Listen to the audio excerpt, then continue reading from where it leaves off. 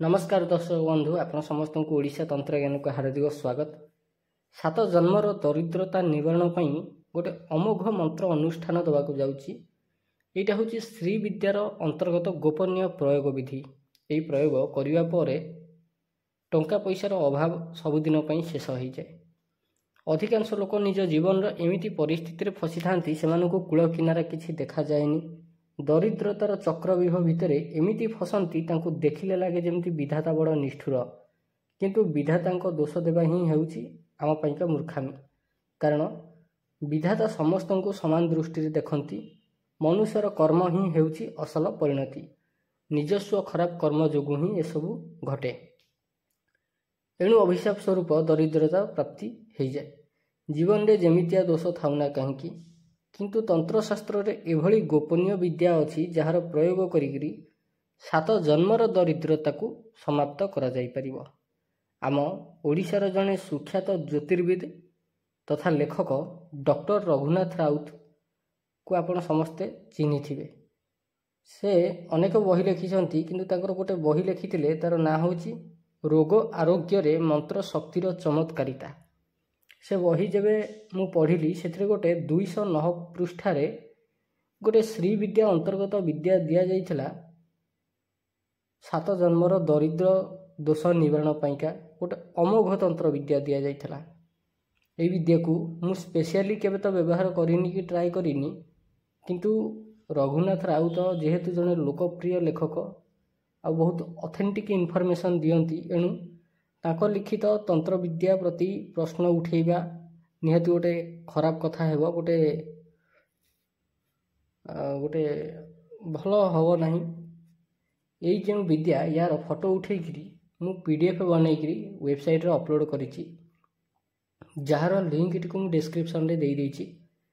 यार विधि होची माता त्रिपुरा सुंदरींकर 300 टी ना अछि। एई 300 टी ना को 300 थर पाठ करा जाय। ये जो नाम गुड़ाक अच्छी से नामर पूर्वर ओम ऐम ह्रीम लगा हुए आ नाम शेष नमः लगा हुए। 300 थर पाठ तार दशांश हवन कले यह सिद्ध हो जाए।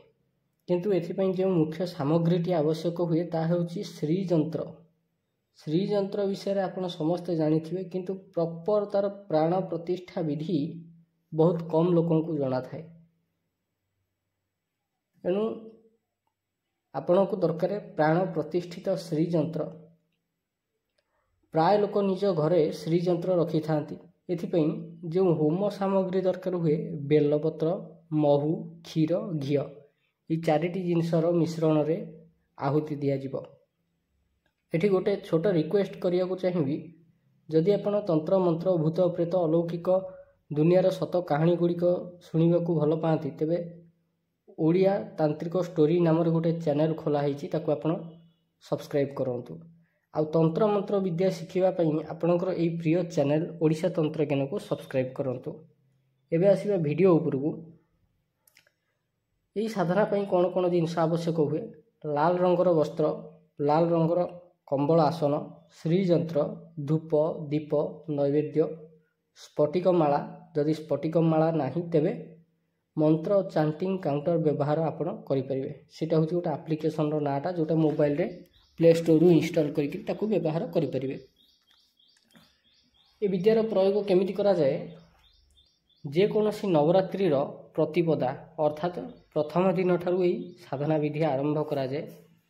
जदि प्रथम दिन रु एई साधना विधि आरंभ करि परु नाहंती तेबे भी किछि कथा नै। जे कोनोसी मासर अष्टमी तिथि थारू आपण यही साधनाटी को आरंभ करें। जदि अष्टमी रे न करि परछंती तेबे तृतीया तिथि करें। जदि तृतीया तिथि रे भी करि परनांती तेबे सबुठु बेस्ट होची पूर्णिमा। पूर्णिमा तिथि रु आपण यही साधनार प्रयोग विधिटा को आरंभ करें। ये साधना विधिटा कहा उपरे? माता ललिता महात्रिपुरा सुंदरी उपरे। कारण ये हूँ श्री विद्या अंतर्गत विद्या। आपण समस्ते जानिथिबे, जो मैंने ये चैनल को अनेक दिन है फॉलो कले, श्री विद्या हूँ गोटे ब्रह्म विद्या। सही केवल श्री विद्या को आधार करी मनीष धर्म अर्थ काम मोक्ष 4टाक प्राप्ति करि जाए। ତେବେ ୟାର ବ୍ୟବହାର କେମିତି କରିବେ? ୟାର ପୂଜାଟା ହେଉଛି ଉତ୍ତର ଦିଗକୁ ମୁହଁ କରିକି ବସିବେ, ଲାଲ ରଙ୍ଗର କମ୍ବଳ ଆସନ ଉପରେ ନଚେତ୍ କୁଶ ଆସନ ଉପରେ ବସିପାରିବେ। ୟା ପାଇଁ ସବୁଠୁ ବେଷ୍ଟ ହେଉଛି ମୃଗଛାଲ। ମୃଗଛାଲର ଆସନ ବ୍ୟବହାର କରିପାରିବେ। ଏନିୱେଜ୍ ମୃଗଛାଲର ଆସନ ବର୍ତ୍ତମାନ ଇଲିଗାଲ୍, ତାକୁ ରଖିବାକୁ ହେଲେ ଘରେ ଲାଇସେନ୍ସ କରିବା ନିହାତି ଦରକାର। ତେବେ ମୃଗଛାଲ ନ ହେଇପାରିଲେ ବି ଚଳିବ, ଆପଣ କମ୍ବଳ ଆସନ ନଚେତ୍ କୁଶ ଆସନକୁ ବ୍ୟବହାର କରିପାରିବେ। କୁଶ ଆସନ ଉପରେ ବସିକରି ଉତ୍ତର ଦିଗକୁ ମୁହଁ କରିବେ, ଆଉ ସାମ୍ନାରେ ଗୋଟେ ପ୍ଲେଟ୍ରେ ଶ୍ରୀଯନ୍ତ୍ରକୁ ରଖିବେ। ଶ୍ରୀଯନ୍ତ୍ରଟା ଆପଣଙ୍କର 3Dରେ ବି ହେଇପାରେ, 2Dରେ ବି ହେଇପାରେ, ଅର୍ଥାତ୍ ଯେଉଁ ତମ୍ବା ପ୍ଲେଟ୍ ଉପରେ ଅଙ୍କା ହେଇପାରେ କିମ୍ବା ପିତ୍ତଳର ହେଉ, ସୁନାର ହେଉ, ରୂପାର ହେଉ କିମ୍ବା ତମ୍ବାର ହେଉ। 3D ଷ୍ଟାଇଲ୍ରେ ଯେଉଁ ଉପରକୁ ଉଠିକିରି ରହିଥିବ ତାକୁ କହନ୍ତି କୁର୍ମ ଶ୍ରୀଯନ୍ତ୍ର, ତାକୁ ବି ବ୍ୟବହାର ଆପଣ କରିପାରିବେ। ଶ୍ରୀଯନ୍ତ୍ରକୁ ଯେତେବେଳେ ପୂଜା କରାଯାଏ ସବୁଠୁ ପ୍ରଥମେ ତାକୁ ଗଙ୍ଗା ଜଳରେ ସ୍ନାନ କରାଯାଏ, ତାପରେ କ୍ଷୀରରେ ସ୍ନାନ କରାଯାଏ, ତାପରେ ହଳଦୀ ଜଳରେ ସ୍ନାନ କରାଯାଏ, ତାପରେ କୁଙ୍କୁମ ଜଳରେ ସ୍ନାନ କରାଯାଏ, ତାପରେ ପଞ୍ଚାମୃତରେ ସ୍ନାନ କରାଯାଏ, ତାପରେ ପୁଣି ଗଙ୍ଗା ଜଳରେ ସ୍ନାନ କରାଯାଏ। ଏତକ କରିସାରିଲା ପରେ ସେ ଯେଉଁ ଶ୍ରୀଯନ୍ତ୍ର ଉପରେ ଆପଣ ଅଭିଷେକ କଲେ ସେ ଯେଉଁ ଜଳଟା ତାକୁ ନିଜ ଘର ଭିତର ଆଉ ବାହାର ଛିଞ୍ଚିବା ଉଚିତ। ଘରେ ଯଦି କୌଣସି ଗଛ ଲଗେଇଛନ୍ତି, ବାରିଆଡ଼େ କୌଣସି ଗଛ ଲଗେଇଛନ୍ତି, ସେ ଗଛ ମୂଳେ ତାକୁ ଢାଳି ଦେବା ଉଚିତ, ଏଣେ ତେଣେ ଫୋପାଡ଼ିବେ ନାହିଁ। ଆଉ ଗୋଟେ ତାପରେ କ'ଣ କରିବେ, ଆପଣ ଯେମିତି ନର୍ମାଲ ପଞ୍ଚୋପଚାର ପୂଜା କରାଯାଏ ସେମିତି ପଞ୍ଚୋପଚାର ପୂଜା କରିବେ। ପଞ୍ଚୋପଚାର ପୂଜା କରିସାରିବା ପରେ ଆପଣ ମନ୍ତ୍ରଟିକୁ ପାଠ କରିବା ଆରମ୍ଭ କରିବେ। ଯେଉଁ 300ଟି ନାମ ଦିଆହେଇଛି, 300ଟି ନାମ ପୂର୍ବରୁ ଓମ୍ ଐମ୍ ହ୍ରିମ୍ ଲଗେଇବେ, ତାପରେ ନାମଟା କହିବେ, ତାପରେ ଶେଷରେ ନମଃ କହିବେ। ଏମିତି କରିକିରି ପୁରା 300ଟା ନାମ ପାଠ କରିବେ। ପାଠ କରିସାରିଲା ପରେ ସାଙ୍ଗେ ସାଙ୍ଗେ ବେଲ ପତ୍ର, ଘିଅ ଆଉ ମହୁ, କ୍ଷୀର, ଏଇ 4ଟା ଜିନିଷ ମିଶେଇକିରି ମିଶ୍ରଣ ପ୍ରସ୍ତୁତ କରିବେ। ଘିଅ ଗୋଟେ କାମ କରିବେ, ଘିଅରେ ଯେଉଁ ଆପଣ ଘିଅ ଆହୁତି ଦେବେ ସେ ଘିଅରେ ଅଳ୍ପ ଟିକେ ନାକୁ କ୍ଷୀର ପକାଇଦେବେ, ଅଳ୍ପ ଟିକେ ନାକୁ ମହୁ ପକାଇଦେବେ, ତାପରେ 108ଟି ତ ନୁହେଁ, ଏଥିରେ ଆବଶ୍ୟକ ହେବ 300ଟି ବେଲପତ୍ର। 300ଟି ତ୍ରିଶାଖା ବେଲପତ୍ର ଆଣିକିରି ସେ ଘିଅ ଭିତରେ ବୁଡ଼େଇକିରି ହୋମରେ ଆହୁତି ଦେବେ। କେମିତି ଆହୁତି ଦେବେ?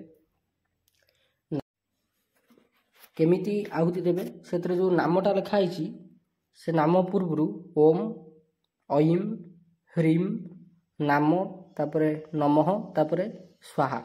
ଉଦାହରଣ ସ୍ୱରୂପ ଓମ୍ ଐମ୍ ହ୍ରିମ୍ ଓମ୍କାର ରୂପାୟ ନମଃ ସ୍ୱାହା, ଓମ୍ ଐମ୍ ହ୍ରିମ୍ କଲ୍ୟାଣେ ନମଃ ସ୍ୱାହା, ଓମ୍ ଐମ୍ ହ୍ରିମ୍ କଲ୍ୟାଣ ଗୁଣ ଶାଳିନ୍ୟେ ନମଃ ସ୍ୱାହା, ଓମ୍ ଐମ୍ ହ୍ରିମ୍ କଲ୍ୟାଣ ଶୈଳ ନୀଳୟାयै ନମଃ ସ୍ୱାହା। ଏଇ ଟାଇପ୍ର କହିକିରି 300ଟା ବେଲପତ୍ରକୁ ଆହୁତି ଦେଇ ଚାଲିବେ।